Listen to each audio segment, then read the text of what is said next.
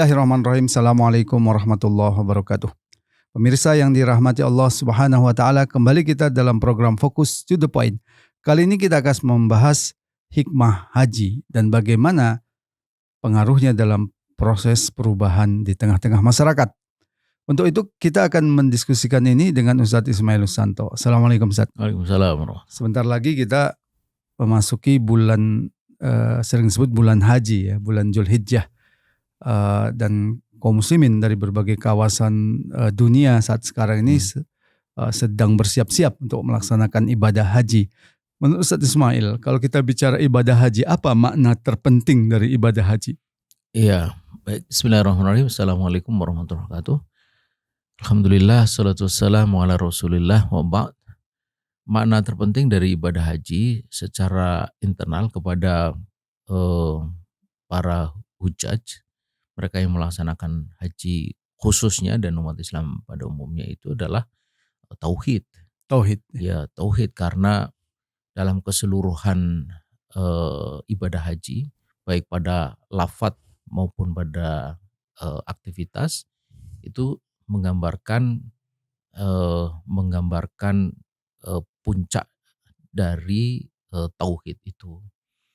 Lihat saja apa yang diserukan oleh kalau kita ini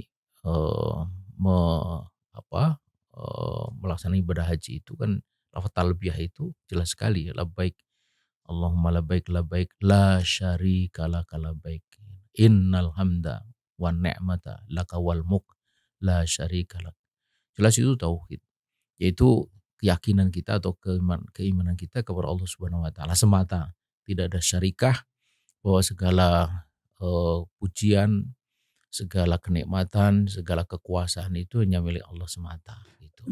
Sejauh mana tauhid ini penting pada diri seorang muslim? Ya, ibarat bangunan, tauhid itu adalah pondasi. Kokoh pondasi, kokoh bangunan. Rapuh pondasi, rapuh bangunan. Begitulah juga bagi seorang muslim. Jika tauhid pada di seorang muslim itu kokoh, maka kokoh pula bangunan keimanan dan ketaatan dia kepada syariah pada dirinya gitu. Jadi kalau kita lihat ada banyak dari umat Islam yang ini hari misalnya tidak sholat, dia tidak tunaikan zakat, dia melakukan korupsi, kemaksiatan macam-macam itu pertama kali yang harus dilihat adalah bagaimana keadaan tauhidnya. Jadi tauhid itu amat sangat penting dan ini adalah inti dari risalah ini. Sebaik apapun orang, semulia apapun akhlaknya, sebanyak apapun amal solehnya, tanpa landasan tauhid, maka seluruh kebaikan itu sia-sia. Seperti fata morgana. Kita bilang ada, sebenarnya tidak ada. Kita bilang tidak ada, tanpa ada. Ya, terkait dengan kesatuan umat, tauhid ini kan sangat berhubungan dengan kesatuan umat yang saat sekarang ini dengan sangat menyedihkan kita melihat bahwa kesatuan umat itu belum benar-benar terwujud. Kenapa, Ustadz Ismail? Iya, jadi tauhid itu bukan sekedar kepercayaan kita kepada atau keimanan kita kepada wujud Allah, tetapi juga ketundukan kepada segenap risalahnya, segenap aturan-aturannya. Nah, di antaranya yang paling nyata kalau kita lihat pada ibadah haji itu adalah kesatuan umat. Umat Islam boleh datang dari berbagai penjuru dunia dengan latar belakang ras, suku, bangsa, bahasa yang berbeda-beda. Tapi begitu sampai ke tanah suci, apalagi ketika dia wukuf di Arafah sebagai puncak dari ibadah haji, maka semuanya itu mengucapkan lafaz yang sama, talbiyahnya sama. Kemudian maksud dan tujuan niatnya juga sama, lalu ibadahnya sama, ya, tempatnya untuk wukuf itu juga sama, dan apa yang mesti dipikirkan pada saat wukuf itu sesungguhnya juga mesti sama. Itu menunjukkan bahwa umat Islam itu adalah umat yang satu, umat yang dipersaudarakan oleh karena iman, oleh karena tauhid.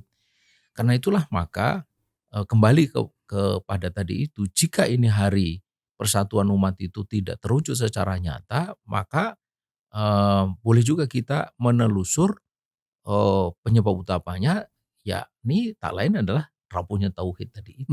Sebab Jika kuat tauhid, maka kita akan merasa seperti gambaran Nabi itu kal jasadil wahid, seperti satu tubuh gitu yang jika bagian satu sakit akan terasa pada bagian yang lain. Bagaimana dengan kesatuan kepemimpinan Ya, di tengah-tengah umat, di mana prinsip tauhid ini juga tentu ya, berimplikasi terhadap kesatuan ya. kepemimpinan. Tauhidullah, keyakinan bahwa tidak ada ilah kecuali Allah. Tauhidul qudwah, itu kesatuan keteladanan bahwa Nabi kita itu satu, qudwah hasanah kita satu, dialah Nabiullah Muhammad SAW. Dan kita juga kiblat kita satu, Ka'bah di Baitullah. Kitab kita satu, Al-Quran kalamullah. Maka mestinya sistem yang mengatur kehidupan kita dalam kehidupan masyarakat dan negara itu juga satu yang bersumber dari tauhid tadi itu. Ini hari kita menyaksikan bahwa umat Islam itu menjadi tercerai-berai oleh karena apa yang menjadi kesatuan di dalam tauhid, ya Tuhan kita satu Allah, Nabi kita satu Muhammad, kiblat kita satu Ka'bah Baitullah, kitab kita satu Al-Quran, itu tidak mewujud di dalam kesatuan sistem. Umat Islam ini hari ada yang mengambil kapitalisme, ada sebagian yang juga mengambil sosialisme bahkan komunisme. Itu menunjukkan bahwa tauhid tadi tidak menurun pada lahirnya sistem. Mestinya kan sistemnya bersumber dari tauhid, yaitu Hmm. tidak ada yang dari salah Islam. Begitu juga dengan kepemimpinan gitu. Mestinya kepemimpinannya juga kepemimpinan yang satu, yaitu kepemimpinan yang mewujudkan tauhid tadi dalam realitas kehidupan bermasyarakat dan bernegara yang diwujudkan di dalam pelaksanaan syariah secara kafah. Hmm. Itu mestinya. Baik, Ustaz. Terakhir, kalau kita bicara ibadah haji, kita tidak Hmm, bisa lepas dari perjuangan Nabi Ibrahim hmm, alaihissalam, Siti Hajar dan Nabi ya. Ismail. Apa pelajaran penting dari tiga manusia yang sangat mulia ini, Ustaz? Iya, pelajaran utamanya kembali tadi yaitu tauhid. Bagaimana mereka itu eh, keyakinan atau keimanan kepada Allah itu mewujud kepada ketaatan kepada perintah Allah, apapun perintah Allah itu. Meskipun perintah itu tampak sekilas tidak masuk akal, meninggalkan anak istri di lembah yang tak berpenghuni. Ini askantu min dzurriyyati biwadin ghairi zar'in. Atau sekilas tampak perintah itu sangat kejam, menyembelih anaknya sendiri yang sudah sangat lama dinaikkan, dan di saat sedang senang-senangnya, katakanlah begitu dalam bahasa kita sekarang, tiba-tiba perintah datang untuk menyembelih anaknya itu. Inni ara fil manam anni adbahuka. Tetapi kita melihat bahwa inilah manusia-manusia luar biasa, manusia-manusia yang telah menunjukkan kepada kita bahwa keimanan kepada Allah itu harus disertai dengan ketundukan pada segenap perintah Allah. Dengan satu keyakinan, wa ma rabbuka bidzallamin lil abid. Bahwa Allah tidak mungkin mendolimi hambanya. Apakah Siti Hajar tahu bagaimana akhir dari semua ini? Apakah Nabi Ibrahim tahu bagaimana akhir ketika dia betul-betul menyembelih anaknya Ismail itu? Kemudian apakah Ismail tahu? Yang mereka tahu bahwa Ismail kehilangan nyawanya, Ibrahim kehilangan anaknya, dan Siti Hajar akan sengsara ditinggal suaminya di padang yang tak berpenghuni itu.